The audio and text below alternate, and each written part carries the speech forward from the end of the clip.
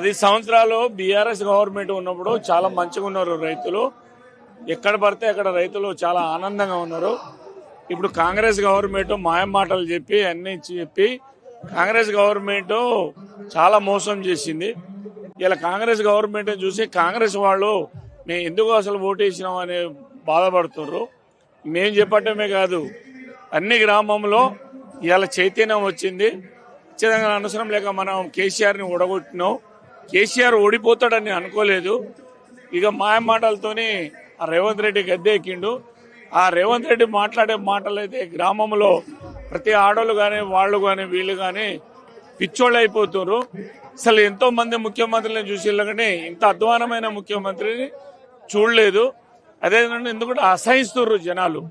ఎందుకంటే ప్రతిదానికి చెప్పడం అబద్ధాల మాటలతోని గద్దె ఎక్కి మాట్లాడే విధానాలు బూత్ కూతలు. ఆ బూత్ కూతల్లో చిన్న పిల్లల్లో కూడా వచ్చేస్తుంది. గ్రామంలో కూడా కల్చర్ లాగా ఒక రకంగా ఉండటం లేదు. ఈయన భాష మొత్తం చెండాలుగా అవుతుంది. దానికి ప్రజలు ఎందుకు 2 సంవత్సరాలు ఎప్పుడు వెళ్ళిపోతుందని చూస్తుండ్రు. ఇది చూసిన తర్వాత బీఆర్ఎస్ 119 స్థానాలు ఉంది. 110 స్థానాలు కూడా బీఆర్ఎస్ వస్తుంది. కాంగ్రెస్ 4-5 కూడా గెలవదు. అది మేము ఛాలెంజ్ చేసి చెప్తున్నాం. ప్రజలే చేస్తున్నారు. అన్ని గ్రామంలో కానీ ఏ విధంగా కానీ కాంగ్రెస్ పార్టీని అసహిస్తున్నారు. రైతుల కళ్ళాల కాడ నాదే వరి దాదాపు నెల రోజుల దాకా ఉండి మొన్న వర్షం పడ్డది. నాకు కాట అయిపోయినా కూడా తడిసిపోయినాయి. ఇట్లా రైతులు గోసపడుతున్నారు. కళ్ళాల దగ్గర పండుకోవటం, మొక్కజొన్నల దగ్గర పండుకోవటం. కొంతమంది రైతులు అయితే ఈ కళ్ళాల దగ్గర ఎందుకంటే అడ్డికి అవసరం అమ్ముకోవటం. అన్ని విధంగా రైతులు అప్పులు పాలై రోజు రోజుకు వాళ్ళ చావు కోరుకుంటారు. ఈ రేవంత్ రెడ్డి అన్ని మాయ మాటలు పెట్టి ఏదేదో ఇది ఇస్తాం అది ఇస్తామని మాయ మాటలతోని రోజు గడుపుతుండు. కొద్ది రోజులే ఉంది. రేవంత్ రెడ్డి గ్రామంలో కూడా తిరగనియరు. కాంగ్రెస్ పార్టీని కూడా తరిమి కొడతారు. ప్రజలే కొడతారు. అది మాత్రం ఖచ్చితంగా రోజులు వస్తాయి.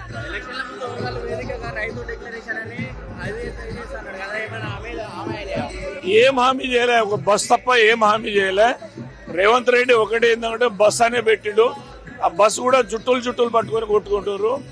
సక్రంగా కరెంటు రాదు. అన్ని విధంగా రైతులకు చెప్పిన హామీలు ఒక్కటి కూడా అమలు చేయలేదు. చేయనప్పుడు ప్రతి రైతులు కానీ అసహిస్తున్నారు. ఇవాళ కేటీఆర్ మీటింగ్ అంటే రాత్రి నుంచే తయారవుతున్నారు జనాలు పోదామని. అట్లా జనాలకు ఒక ఉత్సాహం వచ్చింది. రాబోయే రోజుల్లో కాంగ్రెస్ గవర్నమెంట్ తరిమి కొడతారు. ఇంటికైనా గ్రామ సర్పంచ్ నేను మా కేసంద్రం మండలం అక్కడి నుంచి వచ్చిన మా కాడ కూడా రైతు అంతా ఇబ్బంది పడతాడు. వర్షాలకు జొన్నలన్నీ ఖరాబ్ అయిపోయినాయి. అక్కడ కూడా ఏ రైతు కూడా పట్టించుకుంటలేరు. కాంగ్రెస్ గవర్నమెంట్ పట్టించుకుంటలేరు. జనాలు చాలా ఇబ్బందుల పాలు ఉన్నారు. ఆయన అన్న హామీలు ఒకటి కూడా చెప్పలేదు. 4,000 పింఛన్లు ఇస్తా అన్నాడు. పింఛన్లు కూడా ఇయ్యలేదు. రైతు బంధు కూడా ఇస్తా అన్నాడు. ఎకరానికి ఎత్తాడు. ఇవన్నీ ఇప్పుడు చూసుకుంటే ఆడోళ్ళకు కూడా 2,500 మహిళకి ఇస్తా అన్నాడు. అది కూడా ఇవ్వలేదు. ఈ ప్రభుత్వం చేసేది అయితే అంత ఏది నచ్చలేదు. అందరూ ఇప్పుడు అదే మళ్ళా బాబు కేసీఆర్ గారినే యాద చేస్తారు. మళ్ళీ ఆ వైపే మళ్ళీ మరలుతాడ ఎప్పుడు రావాలి కేసీఆర్ అనే ఎదురు చూస్తానండి. చేయలేదండి. ఒకరు అంతా కొడితే ₹1 ఆటన మందం కూడా కాలే. రైతు మాఫీ రుణమాఫీ చేయలేదు. 2 లక్షలు ఎవరికి కాలే. 1,50,000 ఉన్న వాళ్ళకే అయినాయి. 2 లక్షలు ఉన్న వాళ్ళకైతే ఇంతవరకు ₹1 కూడా కాలే. చేయలే. రైతు భరోసా లేదు. ఒక 6 నెలలకు ఒకసారి ఒక్కొక్క ఎకరానికి ఎత్తాడు. ఒక ఎకరానికి 6,000, ఒక ఎకరానికి 6,000, ఒక 2 సార్లు వేసిండు. ఇప్పుడు ఇక మళ్ళీ గంతే. ఇక మళ్ళీ వేస్తుండేది ఏం లేదు. రైతు ఇబ్బంది. ఆయన వేసినప్పుడు ఆయన 2 కాపులకు వేసిండు. 5,000, 10,000 వేసిండు. రైతులు ఆదుకున్నాడు. రైతులు అప్పుడు విత్తనాలు తరిగి అప్పుడు వేసుకునేటప్పుడు అందరూ పోయి గింజలు తెచ్చుకునేది. రైతు మందు బత్తాలు తెచ్చుకునేది. ఆయన ఆపదికి ఆదుకున్నాడు. ఆయన 2,000 పింఛన్ ఇచ్చిండు. ఆయన పాలన మంచిగా ఉంది. అవునండి. ఊరియా బత్తాలు లేవండి. ఆన్లైన్లో కొట్టాలంట. ఊరియా బత్తాలంటే ఇప్పుడు ఆన్లైన్లో ఎక్కడ దొరుకుతుంది? రైతు కొంతమందికి పట్టా భూములు ఉన్నాయి, కొంతమందికి ఫారెస్ట్ భూమి, కొన్ని లావన్ పట్టాలు ఉన్నాయి. వాళ్ళకు ఆన్లైన్ కొట్టాలంటే కొంతమంది చదువుకున్న వాళ్ళు కొట్టుకుంటారు, లేనోళ్ళు లేదు. ఆయన పాలన ఉన్నప్పుడు కేసీఆర్ పాలన అయితే రైతుకు అందరికీ ఊరియా బత్తాలు బాగా వచ్చేది. రైతుకు ఆదుకున్నాడు. రైతు బీమా ఇచ్చిండు. రైతు పింఛన్ మన పింఛన్ వాళ్ళకి కూడా 2000 ఇచ్చిండు, 4000 ఇస్తానని కూడా అన్నాడు, 5000 ఇస్తాడు సారు. ఆయన కాదని మోసపడి ఈయన కొట్టేసిండు. ఆయన హామీలు ఇచ్చిండు, నెరవేర్చలేడు. కాంగ్రెస్ ప్రభుత్వం అని బూతక మాటలు మాట్లాడి హామీలు ఇచ్చి ఓట్లు వేసుకొని ముఖ్యమంత్రి అయిండు. ఆయనకి దించేది ప్రజల పని. ఇప్పుడు ఆయనకు దించాలా, కేసీఆర్ సార్ని గద్దె మీద కూర్చొని రేవంత్ రెడ్డి అనేది దొంగ మాటలు, దొంగ ముచ్చట్లు, దొంగ బూతక మాటలు మాట్లాడతారు. రేవంత్ రెడ్డి అనేది రేవంత్ రెడ్డి ఎవడు? ప్రధాన సాధకుడు మన కేసీఆర్. 14 సంవత్సరాలు కష్టపడి తెలంగాణ సాధించినాడు. 10 సంవత్సరాలు కష్టపడి డెవలపింగ్ చేసిండు. ఇంత డెవలపింగ్ చేసిండు. రేవంత్ రెడ్డి వచ్చి 2.5 సంవత్సరాలు అయింది. ఏం చేసిండు రేవంత్ రెడ్డి? ఎవరికి రైతు బంధు అన్నాడు, రైతు బంధు ఎవరికి ఇచ్చిండు? తులం బంగారం అన్నాడు, తులం బంగారం ఎవరికి ఇచ్చిండు? షాదీ ముబారక్ అన్నాడు, షాదీ ముబారక్ ఇవ్వాలి. ఏం చేస్తారు? రైతు బీమా లేదు, ఏం లేదు. అన్ని బూతగా మాట్లాడి ప్రభుత్వంలో వచ్చి వారి అన్ని విషయాల్లో ప్రభుత్వం అనేది అది గాంధీ ముచ్చట. రేవంత్ రెడ్డి అనేది కేల్కతం దుకాన్ బనే వచ్చే రోజుల దగ్గరకు వచ్చినాయి. ప్రతి గ్రామంలో ప్రజలు అడ్డుకోవాల్సిన అవసరం వచ్చింది. ఇప్పుడు ఆయన ఏ వేదిక పైన వస్తే ప్రజలు అడ్డుకుంటుండ్రు. వాళ్ళ మంత్రులను కానీ, వాళ్ళ ఎమ్మెల్యేలు కానీ, వాళ్ళ ఎంపీలను కానీ అడ్డుకుంటుండ్రు. ఏం హామీలు ఇచ్చిండు? ఏం చేస్తుండు? ఏ హామీ ఎవరికి వేసిండు? ఒక బస్సు ఫ్రీ పెట్టిండు. బస్సు ఫ్రీ పెడితే అయిపోతుందా? జుట్టులు పెట్టుకొని జుట్టులు కొట్లాడుకుంటున్నారు. ఎవరికి ఇచ్చిండు? గవర్నమెంట్ జాబీలు అన్నాడు. అన్న బూతక మాటలు మాట్లాడి రేవంత్ రెడ్డి గద్దె ఎక్కిండు. అన్ని బూతకం విషయాలు అన్ని రేవంత్ రెడ్డితోని అని గాంధీ ముచ్చట.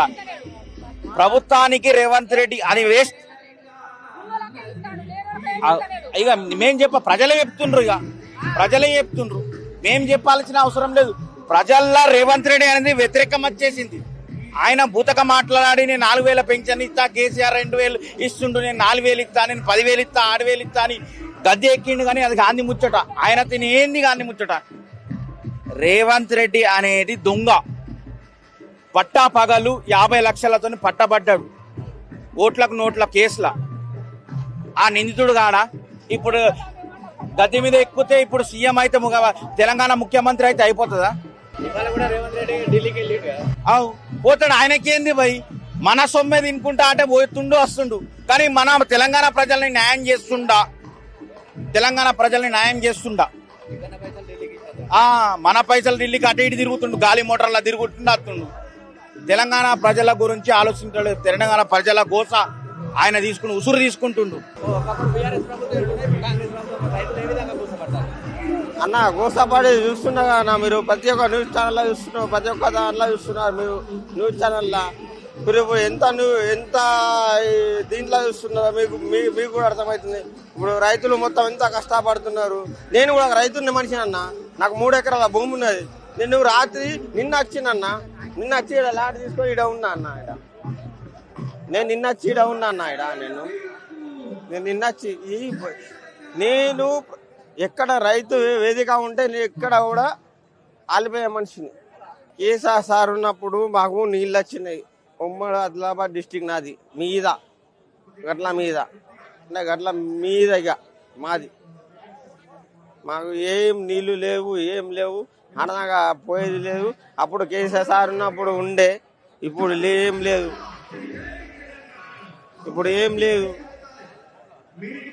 ప్రజెంట్లీ మాత్రం మా సార్ వచ్చిరనుకో, మా ఏమైతే అమలు చేసిండో అవన్నీ మాత్రం అయితే నేర్చుకునే మాత్రం మాది ఉమ్మడి ఆదిలాబాద్ డిస్టిక్.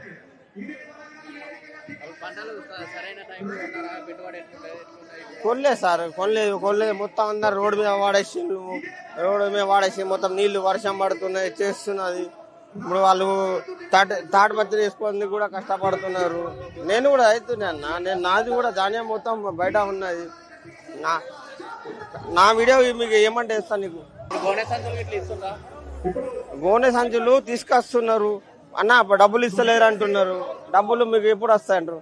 మీరు కొనండి అన్నట్టున్నాడు కేటీఆర్ సార్. మీరు ఇప్పుడు తీసుకోండి, మీరు ధాన్యం తీసుకోండి, రోడ్డు మీకెళ్ళి తీసుకొని మీరు మీ స్టోరేజ్లో పెట్టుకోవాలంటున్నాడు.